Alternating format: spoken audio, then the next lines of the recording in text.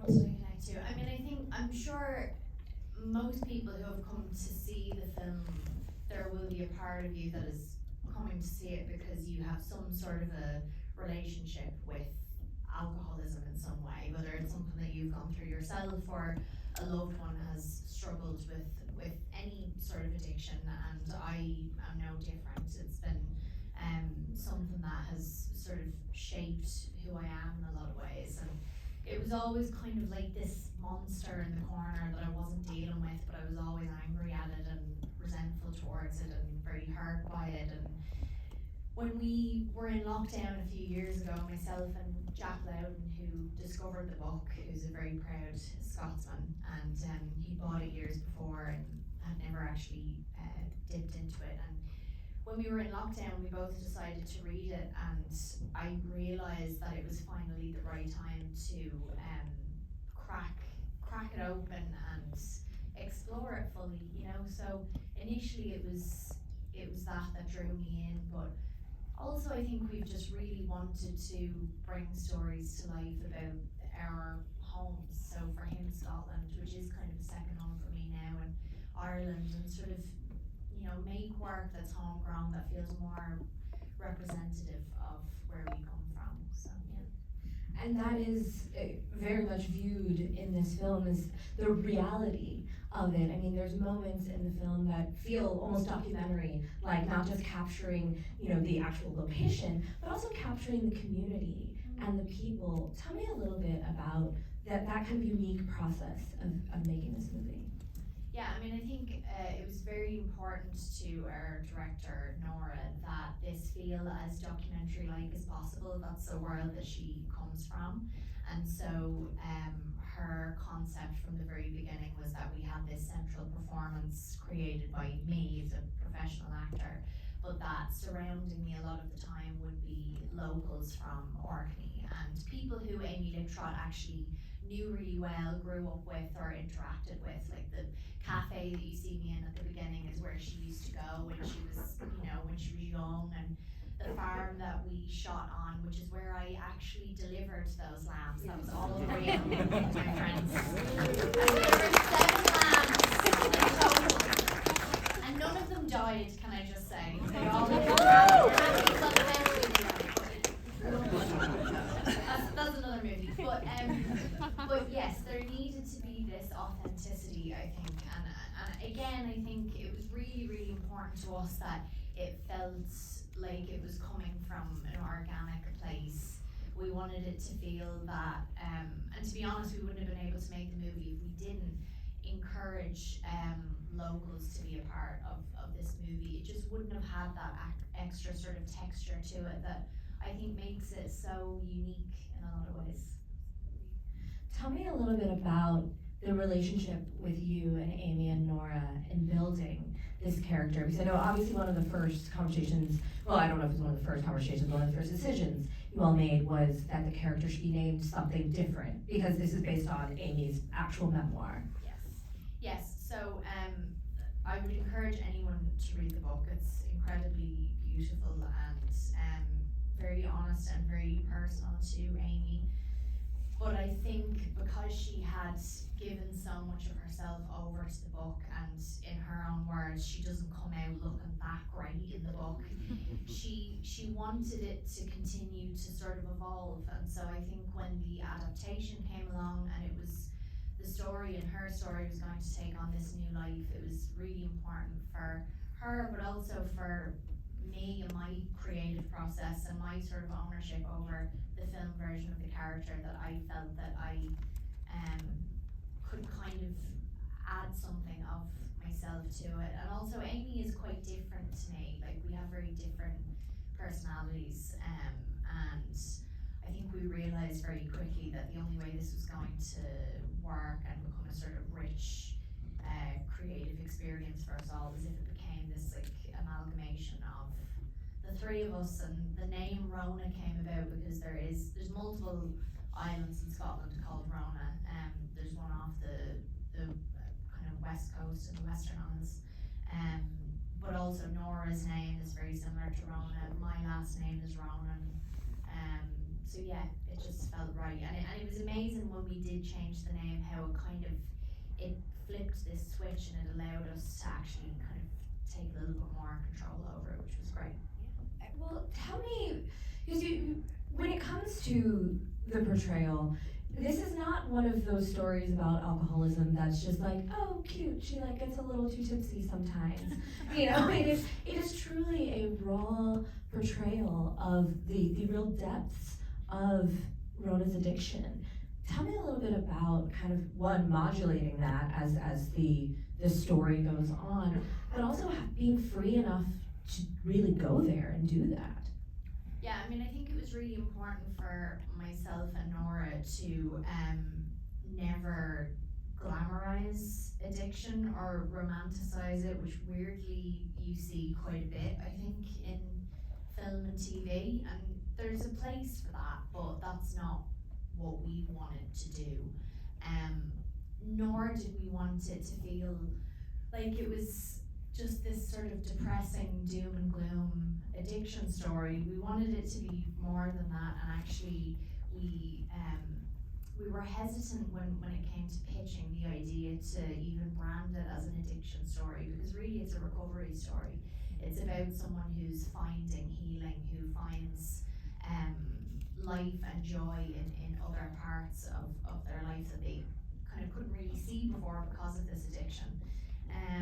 I think for me to portray someone like that, having not experienced that myself, but having been on the receiving end of it, there was so much that I could pull from my own experience. But I know that in general, and I completely understand why, there's so many pitfalls for actors when it comes to playing drunk. It's usually kind of like caricaturish and gets a little sort of sloppy, and and it's never quite authentic to me. And so I remember when we were shooting Lady Bird years ago, there's one scene at the end where she's drunk for the first time when she goes to college, and Greta Gerwig said to me that, remember, when someone's drunk, the last thing they want to appear as is drunk. So you've got to be super sort of precise when you're speaking. Do you hear me? It's all everything's very enunciated and exact, and so I always had that in my head. And then I found a performance by a brilliant Scouse actor called Stephen Graham, who's in a TV series called The Virtues that came out a few years ago on BBC. And I watched that, and that was sort of my inspiration. And then I worked with a brilliant movement coach to just sort of like ground the alcoholism in something and sort of allow it to take different forms depending on what scene we were in. Again, it was very important to me that there was light and shade within the sort of drunken performance, that we had moments where Rona's quite fun and quite funny, and you could see yourself hanging out with her, and that's what makes the switch so much more powerful. And that's something that we've all experienced with people who struggle from addiction, and I wanted that to come across in the performance. You can see the moment when it's now one drink too many. Yeah. And you can see that switch flip. And also just the work you did also to find her, how she moves when she's sober as well. You can see the difference and the lightness with which she kind of, goes through the world in those moments too. Yeah, I mean, there is a lightness, I think, eventually, but actually in that initial Orcadian section when she moves back to our mum and dad's, which was some of that was actually pre-shot as well, so that was before we'd actually really established even what her overall look was going to be, and I didn't really know who the character was at that stage, but we knew that she needed to be quite sort of flat and heavy, and at that point she needed to essentially be depressed for most of that section of the film. So trying to sort of manifest that in the movement, it just took some thought, but it was a great experience, and it kept me very alert, I think, because I knew it was so important to get that right.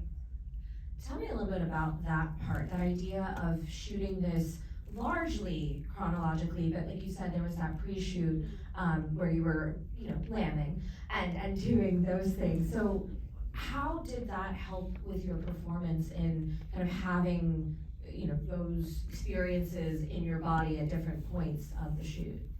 To shoot it chronologically? Yeah.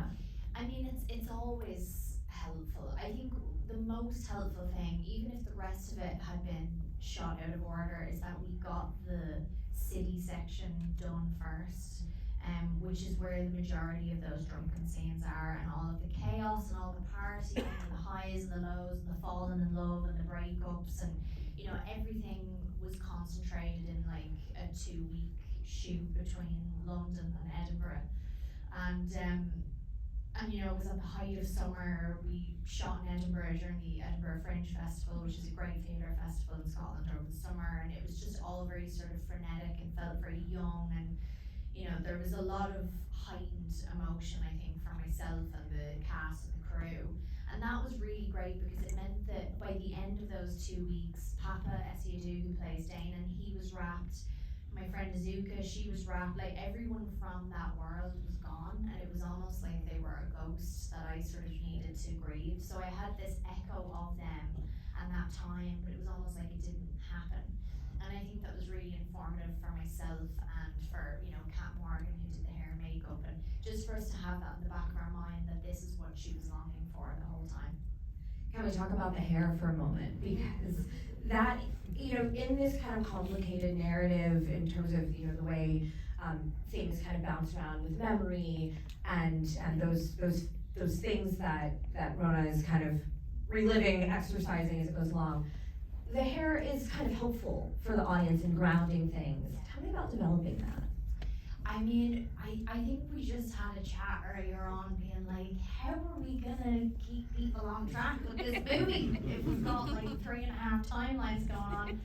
And yeah, Kat and Nora just came up with this amazing idea to change the colour of her hair, and it was inspired by Amy Lintrot, who used to have this like social media profile photograph where her hair was sort of like a turquoise blue, so it was an amazing photo. She almost looked like a mermaid or something, but like kind of ghostly, and that was on her like Rona Pinterest board the whole way through development. We actually did have a Pinterest board and that was on it.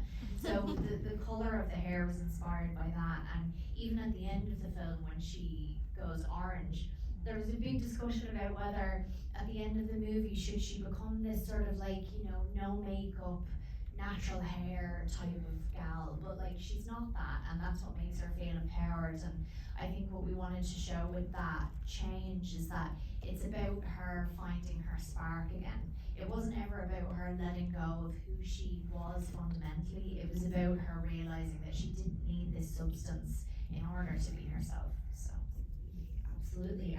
I do now have to know what else was on the Pinterest board. What else was on the Pinterest board? We had photos of Gwen Stefani. When Gwen did the little like black tips. What else did we have? Photos of seals. a lot of seals. Yeah. Can we talk about the nerd layer a bit? Because there are 3 layers to this script, as Nora explained it. The Orkian layer, the Orkneyan layer. I know how to do words. The London layer and the nerd layer, which is really kind of that existential, but also very educational. That's not the right word for it. But that part of who Rona is as this biology student, and as she's kind of making these parallels with her life. What kind of interested you in that idea of including that kind of inner monologue as well? I mean, it was something that we definitely played around with quite a bit because we didn't ever want it to feel like didactic or sort of preachy or like, right, we're gonna teach everyone about either the Orkney Islands or like the effect that alcohol has on the brain now. We wanted it to still feel entertaining, so it was about finding the balance between it being informative, which I think was actually, I hope you guys found it interesting. It was like an interesting layer to add to it, but it still needed to tie into the emotion of what we were seeing on screen. So we played around with that quite a bit, and we would record different pieces of dialogue through the editing process just to see what would work. And yeah, and I think it was inspired by Rona being a biology student in the film, and also Amy, like if you read the book, she will sort of, and she doesn't realise, well, Amy will like go off on a tangent about a subject you don't know anything about, like seaweed, and she'll tell you everything about it, and it's sort of like the fact is fascinating, but watching her be interested by it is the fascinating thing. So it's about trying to find a way to include that aspect of her personality in the film, you know.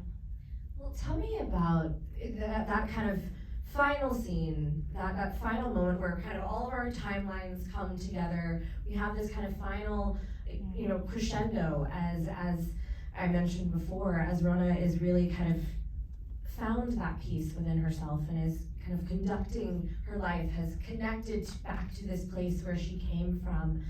What was it like, or really maybe more, what was the key for you as an actor to performing that scene? The music and the place, I guess. We had the music blaring from very waterproof speakers that were literally on a cliff with me while I was like attached to a harness, and when you're in the elements like that and you've got wind and rain and sea, and then you're in a sticky club with we had these amazing supporting artists, these extras that came in for that club scene, and they all stuck around while we were still trying to figure out what this was going to be, because it was sort of like a loose concept while we were shooting the film, and there was a few of those things where we were like, okay, we'll see if we can slot this into a shooting day and see if it comes together in the edit.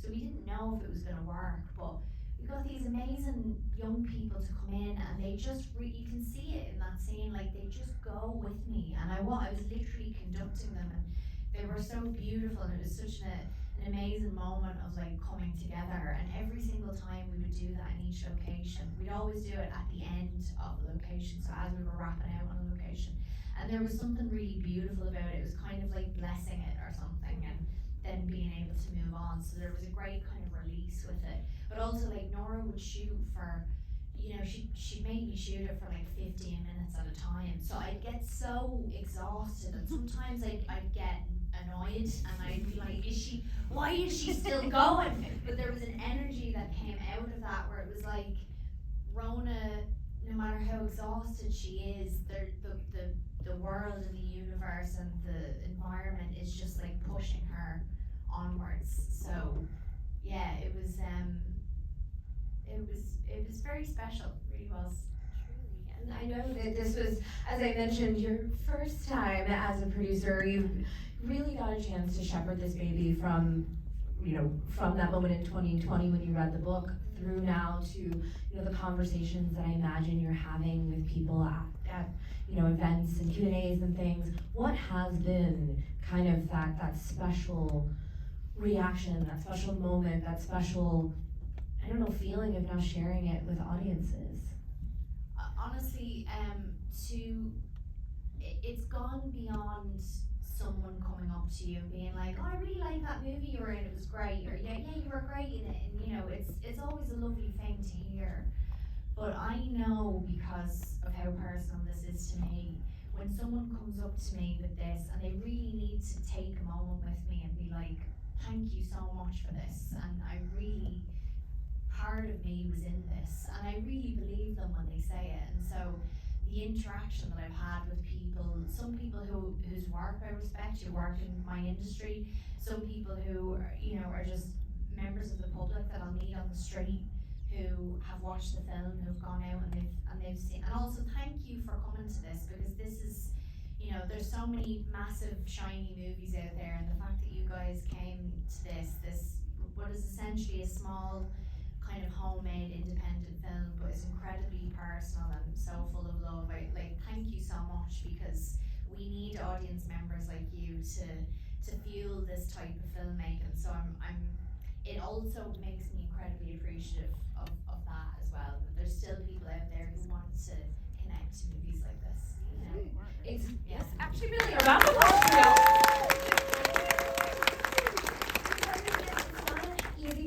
It's not an easy thing to excavate, but it really is great once you've done it. So I guess my last question to you is